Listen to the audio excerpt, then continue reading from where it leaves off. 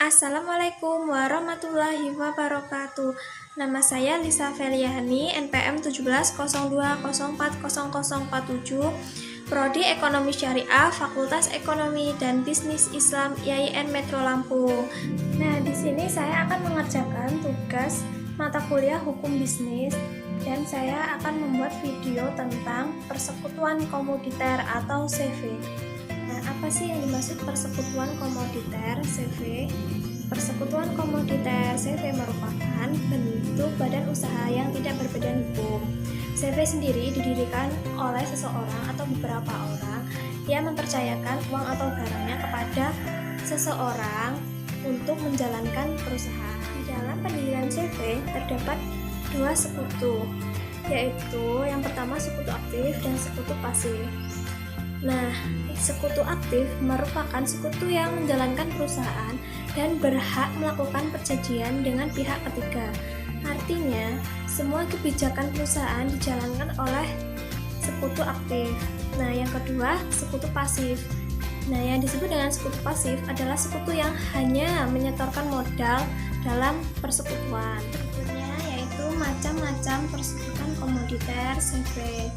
Nah, ada 3 macam-macam dalam persekutuan komoditer. Yang pertama, CV dengan diam-diam. Yang kedua, CV dengan terang-terangan. Yang ketiga, CV dengan saham-saham. Nah, yang pertama, yang dimaksud dengan CV dengan diam-diam adalah CV yang belum menyertakan dirinya dengan terang-terangan kepada pihak ketiga sebagai CV.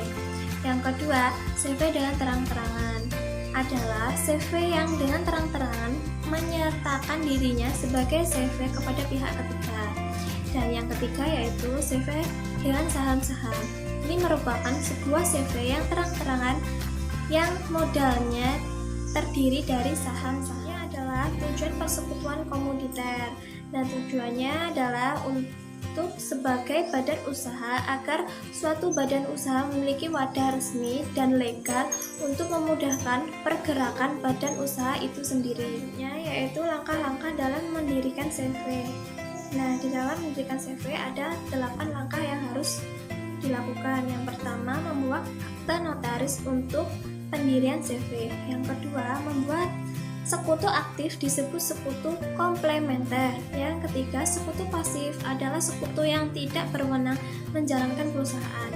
Yang keempat, mendaftarkan akta notaris kepada pengadilan negeri setempat. Yang kelima, mengurus surat keterangan domisili perusahaan atau SKPD.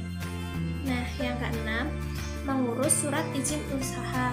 Surat izin usaha itu sendiri terdiri dari 3, yaitu yang pertama, surat izin tempat usaha atau situ. Yang kedua, surat izin usaha perdagangan atau SIUP. Yang ketiga, surat izin usaha jasa konstruksi atau SIUJK.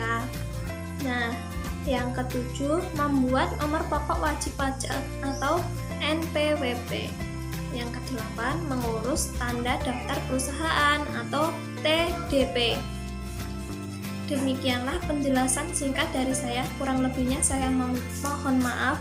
Wassalamualaikum warahmatullahi wabarakatuh.